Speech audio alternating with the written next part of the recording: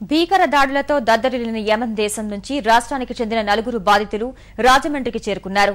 కేంద్ర ప్రభుత్వ చొరవ వల్లే సురక్షితంగా సొంత ప్రాంతానికి చేరుకున్నట్లు బాధితులు తెలిపారు.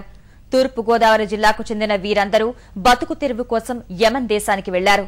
యెమెన్లో నెలకొన్న యుద్ద వాతావరణంతో అక్కడ భయాందోళనలో ఉన్న భారత వాసులంతా ప్రభుత్వం ప్రత్యేక ఆపరేషన్ ద్వారా దేశానికి తీసుకొస్తుంది.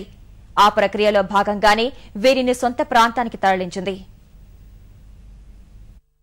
అక్కడ యుద్ధం జరుగుతుందండి యెమెన్లో. సో యుద్ధం నుంచి మేము ఏంటంటే తప్పించుకుని వచ్చాం. ఇప్పుడు చాలా కష్టమైన పరిస్థితుల్లో తప్పించుకుని వచ్చాం.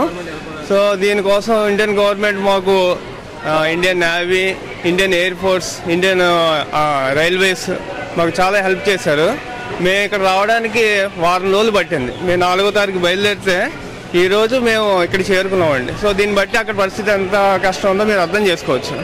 సో ముఖ్యంగా దీనికి సహకరించిన ఇండియన్ గవర్నమెంట్కి మేము చాలా కృతజ్ఞతలు చెప్పుకుంటున్నాం. ప్రతి విషయంలో మాకు హెల్ప్ చేసి పెట్టారు వాళ్ళు. ప్రస్తుతం అయితే చాలా దారుణంగా ఏ టైంలో ఏం జరుగుతుందో కూడా ఏం చెప్పలేమండి. నైట్ అవనబోదు 12 అవనబోదు స్టార్ట్ అయిపోద్దండి. 12 అవర్ తెల్లవారులు కూడా అలా ఏదో జరుగుతుంది. ఎక్కడ జరుగు పెళ్ళిళ్ళు బాంబులు ఎప్పుడు కంటిన్యూ జరుగుతూ ఉంటాయండి. ఎప్పుడు దీంట్లో మాత్రం ఇండియన్ గవర్నమెంట్ మాత్రం చాలా కృతజ్ఞత తెలపాలి. ఆల్రెడీ ఇప్పుడు ఇండియన్ గవర్నమెంట్ 800 మంది ఆల్రెడీ తరలించిందండి. ఆల్రెడీ ఇదే ఆపరేషన్ ద్వారా ఇండియా ఎయిర్పోర్ట్లో ప్రతి మనిషికి టికెట్లు, travelling A to Z travelling ఇచ్చి మళ్ళీ మనిషికి 3000 రూపాయలు ఇచ్చిందండి ఇండియన్ గవర్నమెంట్. యెమెన్లో బతుకుదేరు కోసం వెళ్ళామండి. మా భార్య బిడ్డలు మేము చూస్తాం అనుకోలేదండి. ఇండియా గవర్నమెంట్ దయ వల్ల మేము మా భార్య బిడ్డలు మేము చేరుకోగలిగాం.